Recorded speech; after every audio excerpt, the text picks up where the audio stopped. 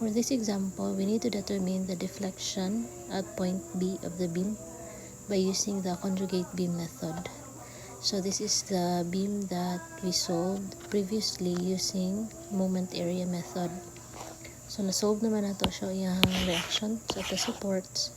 Tapos na-sketch na po nato iyang MEI diagram. So tanan forces, gi-assume na to nga fix at point B. Tapos gi-core na to ang tanan moments about point B. So muna iyang MEI diagram. Okay, for conjugate beam method, the process is first i-solve nimo yung reaction sa original nga beam para ma-sketch nimo iyang MEI diagram. After that is i-convert na to ang real beam into a conjugate beam. So refer lang mo atong table. So sa table, di ba, kung hinge or roller at both ends, kung muna yung real beam, para ma-convert mo siya into conjugate beam, ang iyang support will remain the same nga hinge o roller. Pero if inani ang hitsura sa beam, fix at one end, then overhang, so cantilever beam, para mahimo siyang conjugate, ang fix mahimo siyang free end, tapos ang free end mahimo siyang fixed. If naka-internal nga support, say hinge, then may roller, then another roller. So to convert it into conjugate beam, the hinge and the roller will remain the same. So at both ends, same ang iyang support, but the internal support will now become an internal hinge. So same as kung internal hinge siya, say hinge, tapos internal hinge. So this will become hinge, the same na hinge sa left portion. Ang internal hinge may mo siyang external support, and then this free end will become a fixed support. So na siya pag-convert from a real beam into a conjugate beam. So for this particular example, so hinge, roller, tapos free end. So ang imuhang conjugate beam, so i-label natin na siya. This is the real beam,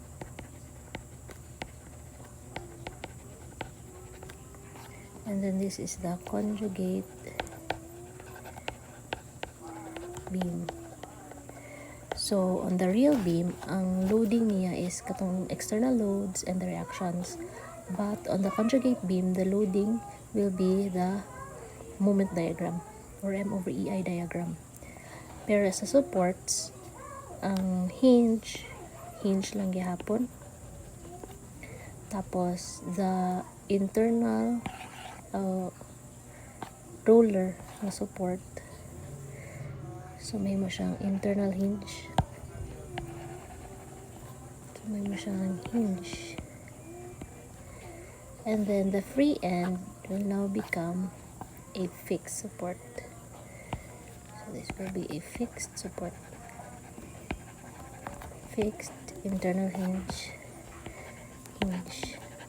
So this is the new support for the conjugate beam. The question is deflection at point C.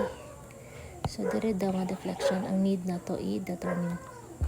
Okay, before we can proceed, naman tayo support dire sa conjugate beam na to. So kailangan pa nato siya i-solve iyahang AY or reaction at A on the conjugate beam. So we need to solve for RA. Tapos solving for RA, pwede siya kay kaninga beam, nahimo naman siyang duha siya ka segment. So AB, internal hinge, tapos kaninga number. So we can cut the beam at the hinge, analyze this part of the beam para ma-solve na to si RA by summing up forces along the vertical. Before di ay makalimot, ang MEI diagram that is loaded on the conjugate beam is imuha siyang i-sulatan or i-fill out nimo siya ang whatever moment that is above manimong beam, whatever moment is nasa ibabaw, imo siyang sulatan og arrow upward. Tapos whatever moment nga nasa ubos, downward po siya nga arrows para dili ka malibog when summing up moments or summing up forces. Kanang arrow ang mga guide. Okay, so sketch na to separately. Pwede ba na ako siya i-copy?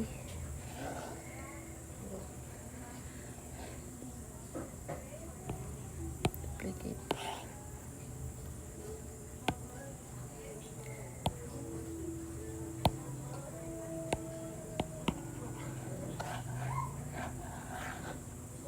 Okay, so this is the free body diagram of the left portion of the beam. Para masolve na to si RA. So let's sum up moment. Oh no, not moment. Moment. We cannot do the summation of forces vertical di ay because this is an internal hinge na ni siya unknown po diri ang BY. So if you sum up forces vertical, so duha na sila ka unknown. So ang atong mabuhat is to sum up moment at point B. So summation of moments at point B equal to 0 para masolve na si RA. About point B, si RA is clockwise iyang direction nga rotation about B. So let's assume clockwise positive. So we have RA times its distance, pila distance, 9 times 9 is equal to kaning triangle sa ibabaw will rotate about B parang direction. So mahimo man na siyang concentrated kung pwede nato siya convert into concentrated. So ang iyang rotation about point B parang direction kani iyang perpendicular distance kani area. So mo pud ni iyang equivalent concentrated load, tapos iyang rotation about point B is sa opposite side. So kana siya plus minus. So ibalik na to sa pikas, kani mahimo na siyang positive 1/3 base, height is 1215 over EI times its perpendicular distance nga 1/4 of 9 minus kaning nasa ibabaw. So mag-rotate siya para nga direction. So positive diri nga side, pagbalin sa pikas negative, minus 1/2 base is 9, height is 1050 over EI, perpendicular distance is 1/3 of 9. So wala na ilaing loading. So solve for RA. RA is 1/3 times 9 times 1215 times 9 over 4 minus 1/2 times 9 times 1050 times 1/3 of 9 equals divide 9 negative 663.75 over EI. This is kilonewton meter squared. So this is our reaction at point A. So magamit natin ni siya nga value pag magdetermine natin sa deflection at point C. So for conjugate beam, kani siya ang timanan. Kung slope imong gusto i-determine, the slope of the real beam is equivalent to the shear of the conjugate beam. The slope na siya, no? The deflection of the real beam is equivalent to the moment of the conjugate beam. So kung gusto ka magkuha og slope at any point sa imong beam, magkuha ra ka og shear sa conjugate beam, sa iyang equivalent na conjugate beam. Direct kuha nimo ang shear, so muna siya ang value po sa slope. If you want to get the deflection at any point of your real beam, equal na siya if magkuha ka og bending moment of the conjugate beam. So to get the value of the deflection of the real beam at point C, we need to get the moment at point C of the conjugate beam.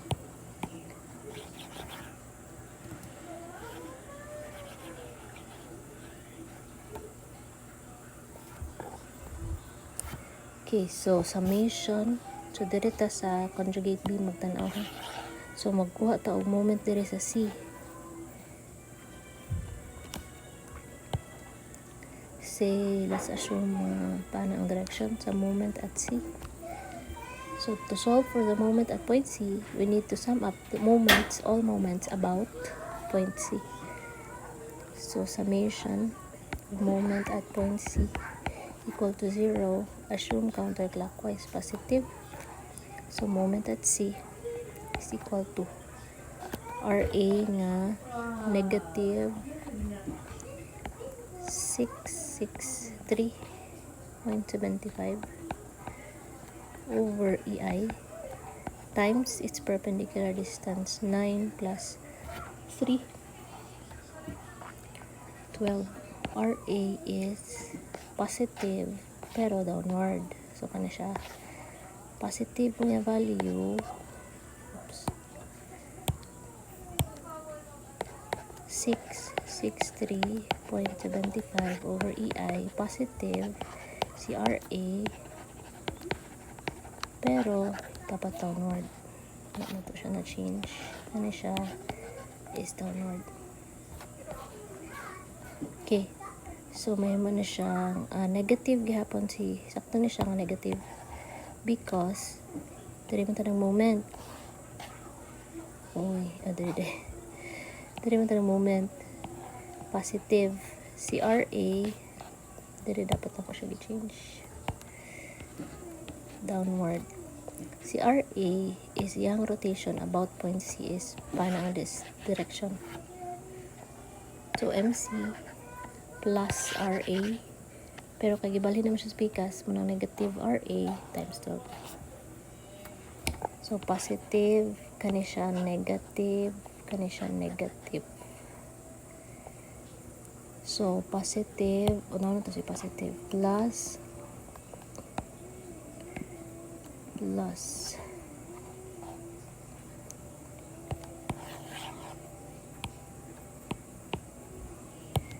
1/2 base is 9, height is 1050 over EI. Perpendicular distance niya padulong sa C. So kani siya padulong diri sa 1/3. So 3 plus 1/3 of 9 plus 1/3 of 9 minus kaning sa ubos, kaning area, which is equal to 1/3 base is 9, height is 1215 over EI times its perpendicular distance na 3 plus 1/4 of 9. Dayon minus ang last nga area nga ato i-consider is kaning gamay nga triangle due to the 55 na concentrated.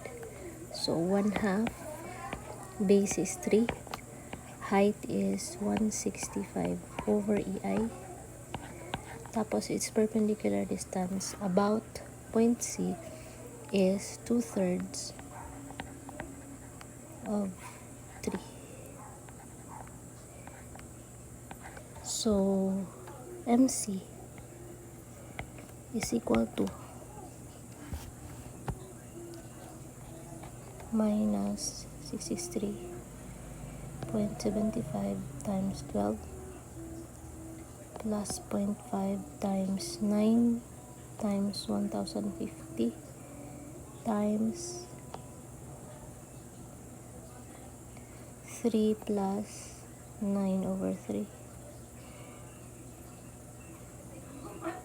minus 1/3 times 9 times 1215 times 3 plus 9 over 4 minus 1/2 3 times 165 times 6 over 3 equals MC is 753.75.